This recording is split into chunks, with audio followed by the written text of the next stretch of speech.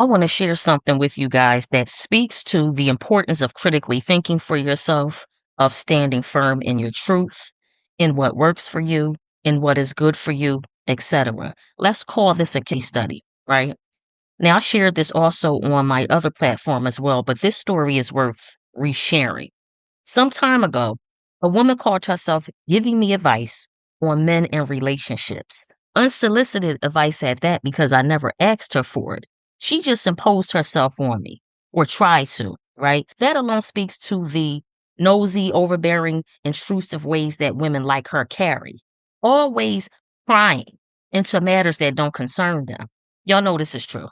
Mind you, this took place on another social media platform that I be on. So, anyway, she told me that in order for me to be well rounded in life, to gain perspective in life, that I needed to give my time, energy, attention, body to multiple men, because according to her, by her logic and in her unsolicited opinion, me consistently dealing with the same man would not benefit me as a woman. This is by her logic. Okay, she was basically calling me a pick me. She was basically calling me a pick me because I just wanted to be involved with one man that I chose to give access to me. So, by her logic, giving multiple men access to my mind and my body would have cured me of the pick me. The mother effing audacity. Man, I said in another video that men have the audacity and selfishness that is unmatched, but women have it too. Some women definitely have that same type of audacity, right? So, me wanting to just be involved with one man that I chose to give access to my mind and my body, that makes me a pick me according to her logic, right? But if I give my mind and body to multiple men, right, then that would cure me of being a pick me. Doesn't make sense. And the mother effing audacity. She said that I needed to have a roster of men to teach me and sharpen me and level me up in life, as if I'm unable to accomplish those things from my own mind and will. That was her projecting her truth. Let's keep it 100. That was her projecting her truth, her reality onto me. She's the one that needs to have a roster of men to teach her and sharpen her and level her up in life, right? She needs that to accomplish those things. She needs multiple men to accomplish those things. Her telling me this was in response to a post that I had made about healthy unions, relationships, men who take care of their women in multiple ways. So she was clearly triggered by what I posted. And I guess she called herself humbling me to the truth, which again turned out to be her truth, which was you won't be truly happy as a woman with just one man. You need to cycle through multiple men in order to evolve as a woman. Absolutely ridiculous. Listen, by all means, if a woman wants to play with a bunch of men, entertain a bunch of men throughout her lifetime, knock yourself out. But if you're anything like me, where your feminine and masculine energies, your yin yang are balanced and harmonious, you instinctively know how to radiate both at the same time or choose one over the other as the situation calls for it. If that's you, if that resonates with you, you know that playing with and entertaining a bunch of men, constantly in and out of relationships, married or not, right? Because the marriage, that's just, I'm not going to say that's just a piece of paper because it's not just a piece of paper to some people. I don't view marriage in the traditional sense, so to speak.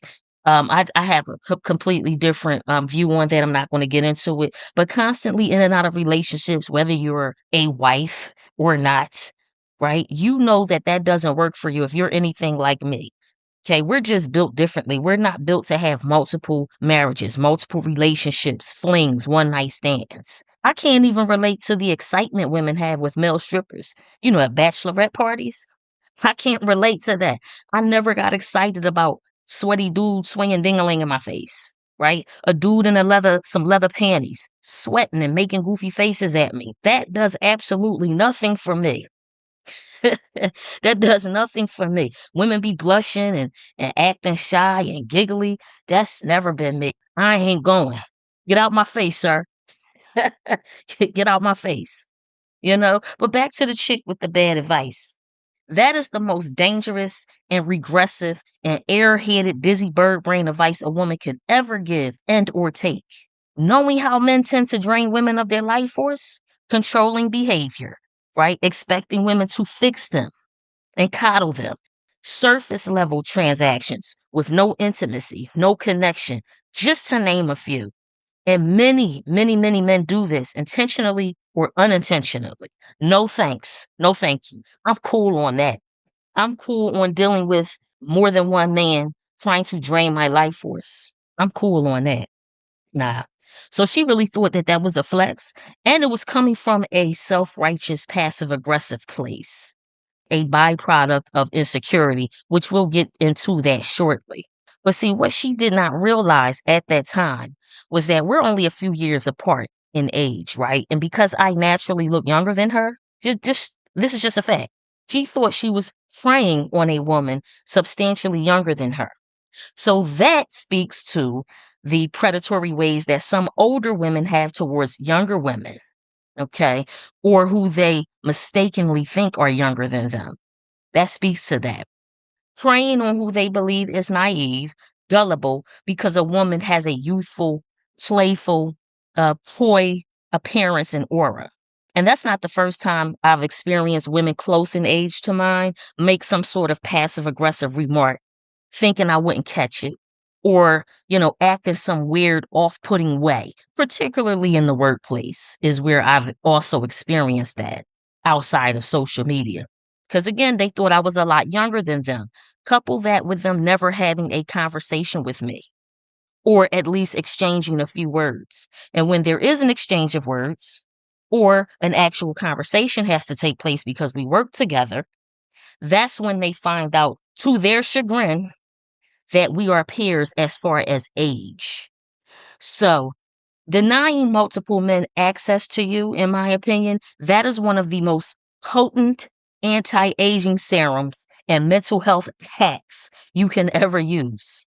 Because the truth is, a lot of women allow their roster of men to run through them, over them, dog them out. And sometimes a woman might not necessarily have a roster of men, right? She might just be dealing with one man and still getting dogged out because that one man is a burden to her, right? So between that one man, that burden of a man or men, and life beating them down, it's no wonder why they start aging faster than they should and losing their minds. And then they grow bitter and jaded and resentful and envious. And then they target women like me and you, those of you who can relate, who have not allowed men, whether it's one or many, to burden us, dog us out, drain us of our life force, right? They start targeting us because they found out late what time it really is. So, aging, that's a natural process and it's supposed to be just that. But the joke was on her when she found out that I was only a few years younger than her. So she played herself. She didn't know that I had started doing the inner work, shadow work, since my early 20s. The work that helped me build up my self esteem and self worth and confidence so I could look to myself and within myself for validation. So I was already ahead of her as far as me not needing validation from men or anybody else for that matter. And I understand that, we're not all going to be thinking from the same levels of awareness at all times. I definitely get that. I mastered that level by the time she called herself passive aggressively putting me up on game. I had already chose to not play that game because of the inner work I had done up until that point. I respect where other women are on their life journeys, and I understand that they have to crack certain codes themselves to master different levels and roadblocks in life. So knowing that I'm not going to impose myself onto another woman just because I believe I have what she needs to level up in life. She has to come to me and ask me for guidance and support, which women have done that and still to this day. And I appreciate it and I prefer it that way. I'm not just going to start prying into a woman's life, being a nosy, meddling busybody, right? Trying to piece together what I think is going on in her life and then impose myself onto her. Annoying and overbearing and disrespectful. That's another thing. Sometimes you could be disrespectful without realizing it. So just keep that in mind. This is a solo mission we're each on. People, places, and things can be used as tools and guides, of course, to assist us on our personal journeys. But the real work, that's a one man, one woman job. If you want to be honest, that's a one man, one woman job. Coming into your own understanding of how life works. That's where the real raw dog transformation takes place. When you come into your own understanding, that's where you begin to shift from needing external validation to internal validation and mastery. That's what creates lasting change. That's where you're no longer easily influenced by people, places, and things outside of you. You're no longer easily swayed. You start breaking cycles and patterns that no longer serve you. That's power and mastery right there. Speaking of power, she tried to use the power of suggestion on me, but failed. All she did was prove that she had not done the level of shadow work that I had already done. All she did was expose where her mind was, trying to project her reality and her truth onto me. All she did was prove how heavily she still was at that time in the grips of the male gaze and validation. I knew right away at that time that she was allowing multiple men access to her mental and physical womb because she was conditioned to do that. She was conditioned to believe that she needed multiple men to teach her valuable life lessons. That's learned behavior right there. That is learned behavior stemming from mommy and or daddy issues. Clearly, it seems like women with these issues are constantly seeking an authority figure to help them navigate life, in and out of relationships, cycling through relationships with men and women, if we're being honest. So, because she had to find out the hard way, she's now, as of today, warning women of the dangers of having a roster of men and how male validation is worthless in the grand scheme of our lives and our personhoods as women. Experience is the greatest teacher. She proved that. As a woman, being an independent thinker, keeping your thinking cap on, not following the crowd, not submitting to trends, not allowing people to make you second guess your choices and decisions. That's a big one. The ones that feel good to you and have benefited you or benefiting you. That is the mark of a sovereign, powerful, masterful woman. So think about that. When you can stand on the codes and principles and laws and boundaries that you've established for yourself in the face of trends, the popular or dominant cultural waves and sentiments, or the popular way of doing things, you will be unstoppable. When you can stand on your square in the face of all of that, you will be unstoppable and you will be a force to be reckoned with. You will stand out amongst the crowd. You will no longer be the average woman with an average, typical, predictable mindset. But here's the caveat. You have to be prepared to be targeted by other women in mean-spirited ways, like I have. You have to be okay with not being popular. You have to be okay with standing alone. You have to be okay clapping for yourself, showering yourself with flowers and praise and compliments. You got to give yourself validation because people are going to try their best to humble you. I know this firsthand. They are going to do whatever they can in their power, the little bit that they have, to humble you. That's why I said this is a solo mission that we are each on. Be like a tree.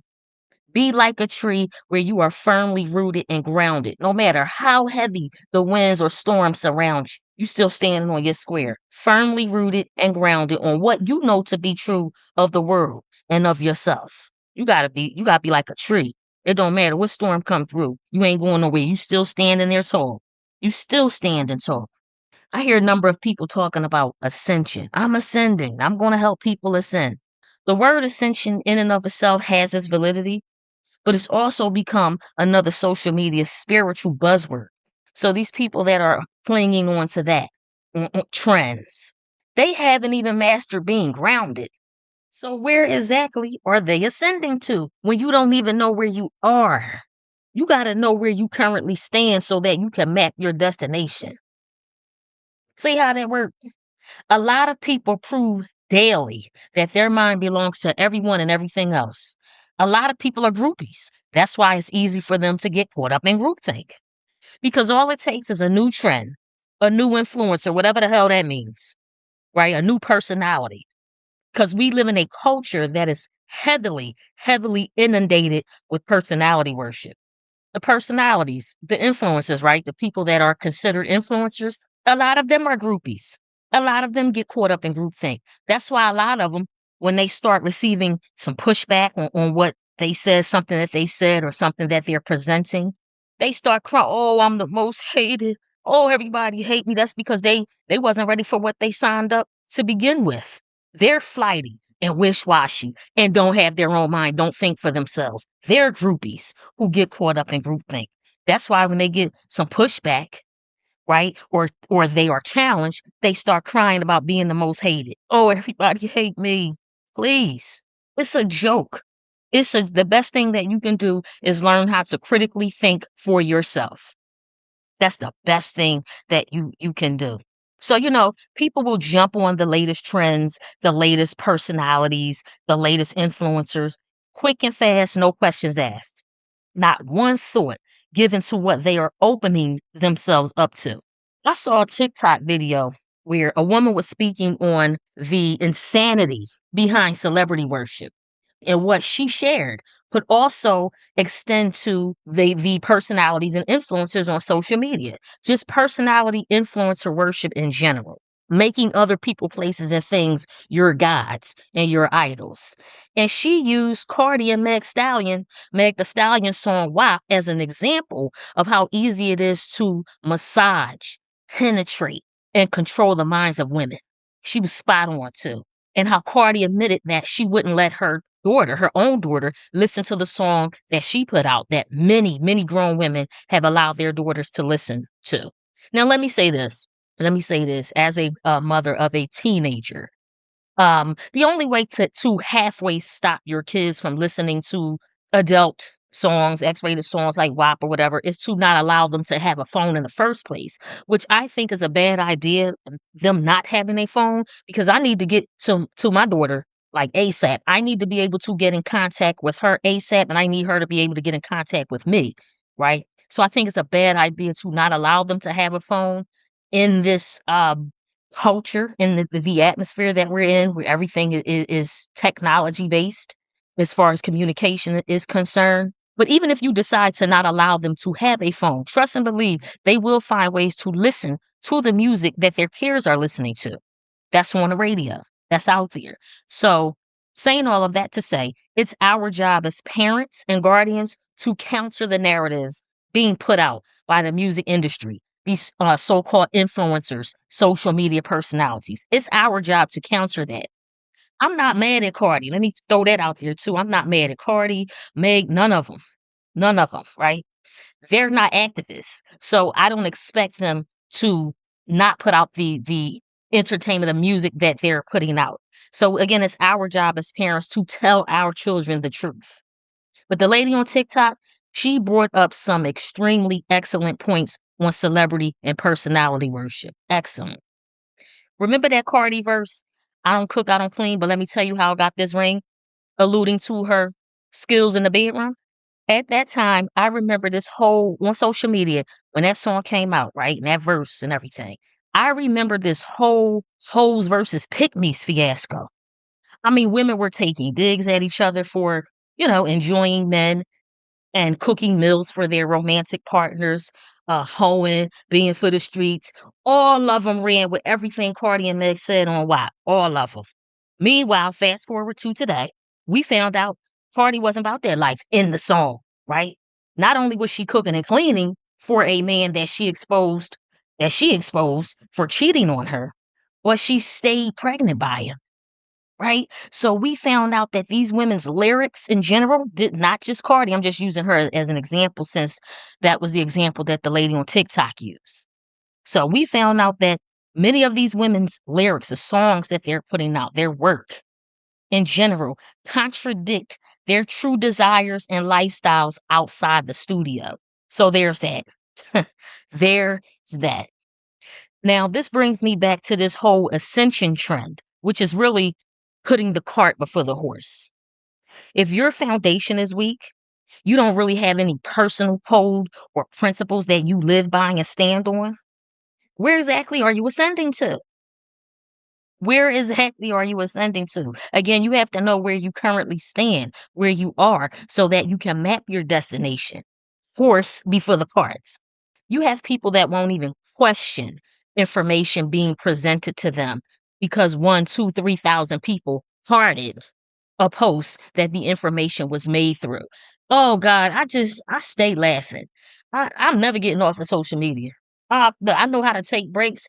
I am never getting off of there. It's so comical and entertaining.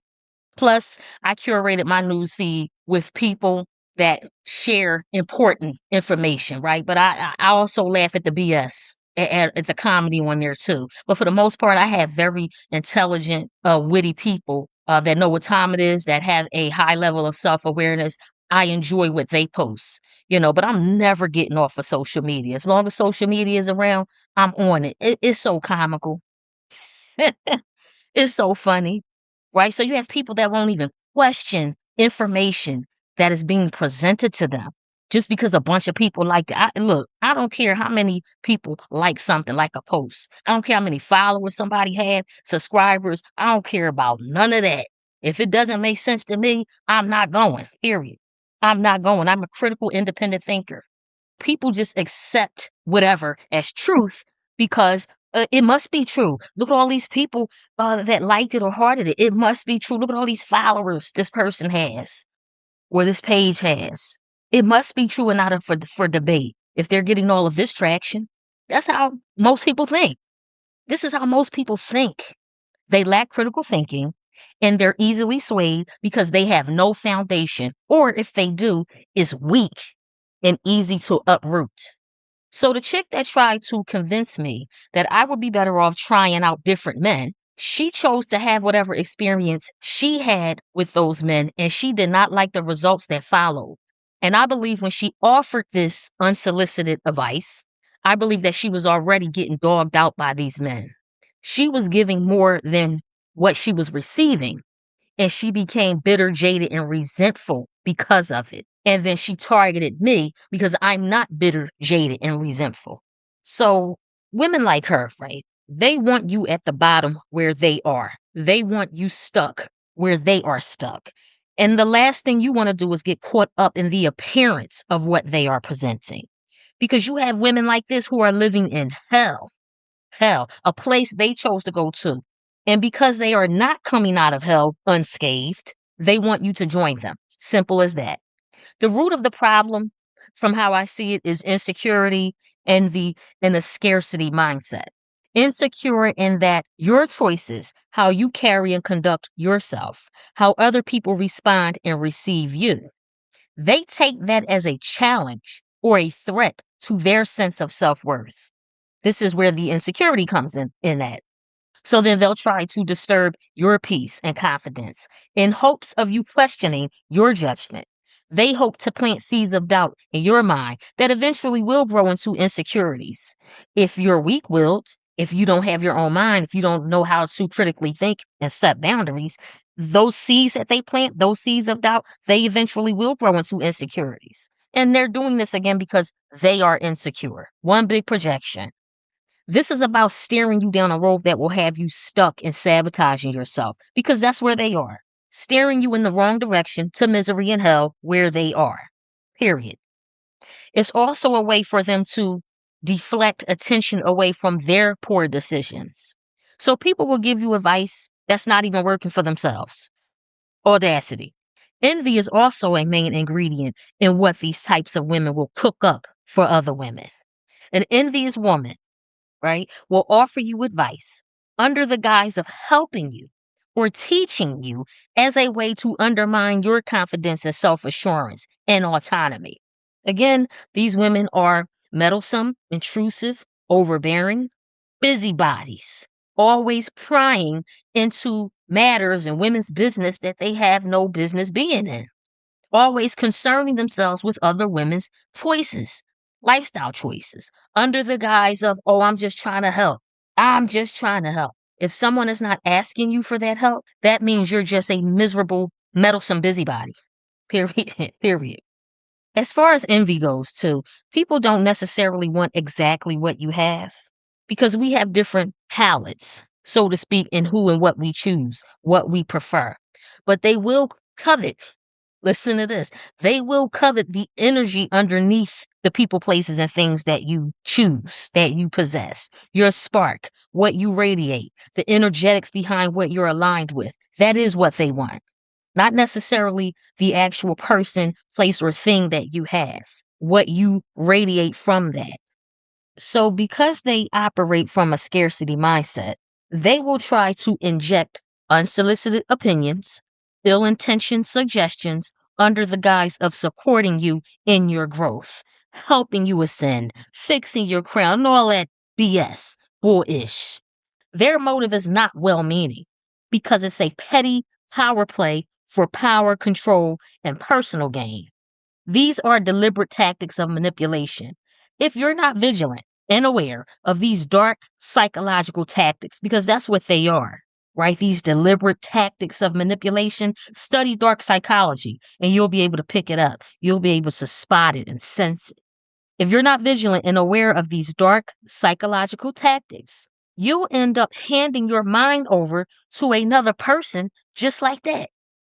Even if someone has your best interests at heart and they're offering well intentioned advice and suggestions from a genuine place, still is your mind. Your mind is yours and you have to protect it at all times.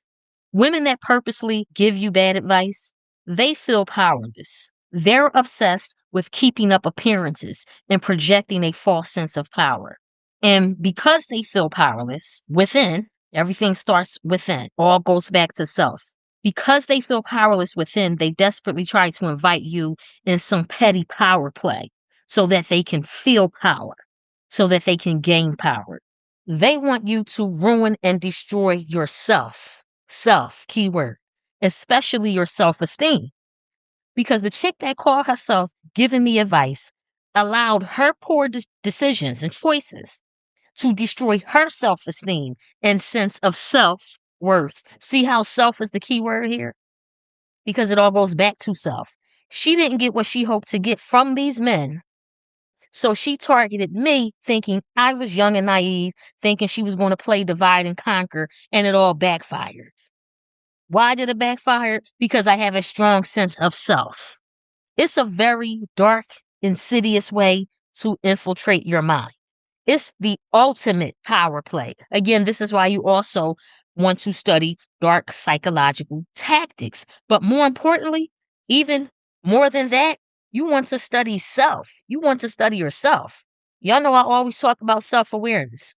I mean, damn near every video. You want to study yourself. You are the most important book you'll ever run across. You, yourself. So it's the ultimate power play, but one that you don't have to participate in as a sovereign, masterful, grounded, self assured, critical thinking woman. Feel free to share your thoughts in the comments. Peace.